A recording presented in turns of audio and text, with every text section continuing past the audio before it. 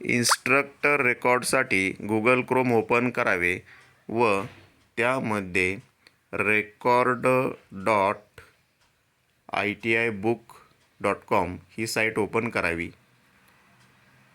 ही site open झाल्यानंतर खाली scroll करून या ठिकाणी लिंक्स प्रोव्हाइड केलेले आहेत. या प्रत्येक लिंक्सवरती क्लिक करून व जीमेलच्या सहाय्याने लॉग इन करून आपल्याला हवे असलेले रेकॉर्ड आपण डाउनलोड करू शकतो किंवा पाहू शकतो. यामध्ये lesson plan, demonstration plan, wall charts असे वेगवेगळे इन्स्ट्रक्टरसाठी लागणारे रेकॉर्ड्स आपण डाउनलोड करू शकतो व पाहू शकतो.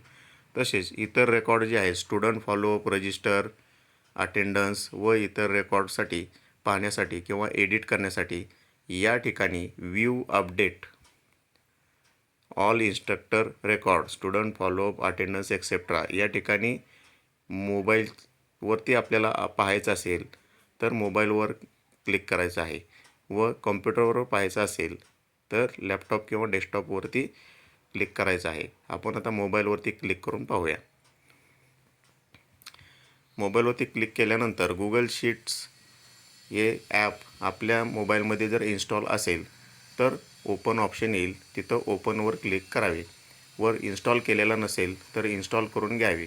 अपडेट केलेला नसेल तर अपडेट करून घ्यावे. आता आपण गुगल शीटवरती ओपनवरती क्लिक केल्यानंतर या ठिकाणी तुमच्या नावाची फाईल तुम्हाला दिसेल. उदाहरणार्थ तुमचं नाव मनोज डोळे आहे तर मनोज डोळे रेकॉर्ड TR म्हणजे तुमचा ट्रेड कुठला, अशा पद्धतीनं तुमच्या नावाची फाईल या ठिकाणी दिसेल.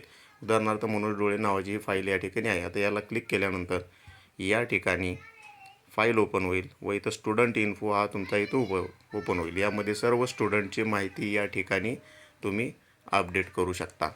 व तसेच खालच्या बाजूला स्क्रोल करून मशीन ऑइलिंग क्लिनिंग चार्ट म्हणजे मशीन रोटेशन चार्ट हा देखील आपण या ठिकाणी विद्यार्थ्यांचे मशीन ज्या आहेत त्या मशीनचे नावं या ठिकाणी आपण लिहून ठेवू शकतो व विद्यार्थ्यांचे रोल नंबर या ठिकाणी येतील. 1 ते 30 तारखेपर्यंत या ठिकाणी मार्किंग असेल व प्रत्येक महिन्याचं या ठिकाणी रोल नंबर या ठिकाणी टाकलेले असतील. ह्याचा उपयोग याच्यासाठी आहे की कोणती मशीन कोणत्या दिवशी कोणत्या विद्यार्थ्याने क्लिनिंग करायची, स्वच्छ करायची, याला मशीन रोटेशन चार्ट असं आपण म्हणतो. त्याच्यानंतर या ठिकाणी खालच्या बाजूला स्क्रोल करून प्रेझेंटी म्हणजे अटेंडन्सला क्लिक केल्यानंतर या ठिकाणी प्रत्येक महिन्याची अटेंडन्स आपण या ठिकाणी मार्क करू शकतो. उदाहरणार्थ हजर असेल, प्रशिक्षणार्थी हजर असेल तर 1 हे मार्किंग करायचं आहे व गैरहजर असेल तर 0 मार्किंग करायचं आहे आणि सुट्टी असेल तर देखील 0 मार्किंग करायचं आहे.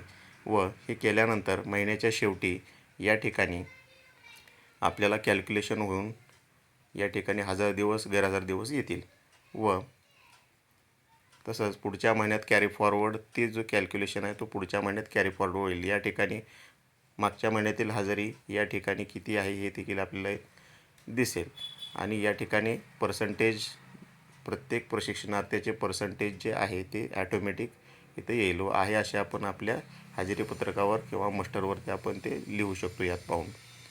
तसेच या ठिकाणी टाईम टेबल आपले विद्यार्थ्यांचे टाईम टेबल या ठिकाणी लिहू शकतो.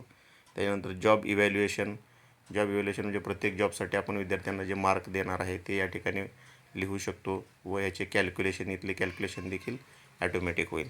त्याच्यानंतर प्रोग्रेस कार्ड प्रत्येक विद्यार्थ्यासाठी याच्यामध्ये आपण प्रत्येक महिन्याप्रमाणे त्याची प्रॅक्टिकल थिअरीचे मार्क लिहू शकतो. गणित, ड्रॉईंग आणि याचे देखील कॅल्क्युलेशन ॲटोमॅटिक होईल व ते आहे असे आपण आपल्या प्रोग्रेस कार्डमध्ये लिहू शकतो. त्याच्यानंतर खाली स्क्रोल मशीन इन्फॉर्मेशन आपल्या सेक्शनमध्ये कोणत्या कोणत्या मशीन अवेलेबल आहे त्यांची नावे, परचेस डेट, मशीन बंद आहे का चालू, त्यानंतर रिमार्क वगैरे या ठिकाणी लिहू शकतो. त्याच्यानंतर सेक्शन लेआउट आपल्या सेक्शनमध्ये कोणकोणत्या मशीन कुठं ठेवलेले आहेत त्याचे नंबर या ठिकाणी आपण त्या ठिकाणी आपण लिहून आपलं सेक्शन लेआउट या ठिकाणी तयार होईल. त्याच्यानंतर खाली स्क्रोल करून DSR 1 म्हणजे आपल्या सेक्शनचा जो DSR आहे आपल्या ताब्यातील साहित्य असलेला त्या सेक्शनचे DSR आपण या ठिकाणी नोंदवू शकतो. वस्तूचे नाव, सिलेबसनुसार किती क्वांटिटी हवी आहे, किती क्वांटिटी तुमच्याकडे शिल्लक आहे, त्याची purchase days, price, DSR page number आणि सिलेबसमधला त्या वस्तूचा पेज नंबर, अशा पद्धतीनं आपण हे लिहू शकतो. आपल्याकडं 2-3 DSR असतील तर 3 लिस्ट ह्या ठिकाणी आपण अपडेट करू शकतो. अशा पद्धतीनं आपण इन्स्ट्रक्टरचं सगळं रेकॉर्ड जे आहे ते एकाच ठिकाणी आपण सेव्ह करून शकतो. तसंच स्टुडंट फॉलोअप किंवा स्टुडंट इन्फो जे आहे ते आपण कायमस्वरूपी विद्यार्थ्याची माहिती आपल्या या शीटवरती सेव्ह राहणार आहे व आपल्याला विद्यार्थ्यांचा जॉब, तो विद्यार्थी कुठं सर्व्हिसला आहे किंवा काय आहे त्याचा अपडेट या ठिकाणी आपण ठेवू शकतो. अशा रीतीनं आपण स्टुडंट फॉलोअप रजिस्टर देखील आपण या ठिकाणी वापरू शकतो. अशा पद्धतीने इन्स्ट्रक्टरचं रेकॉर्ड जे आहे ते आपण ठेवू शकतो.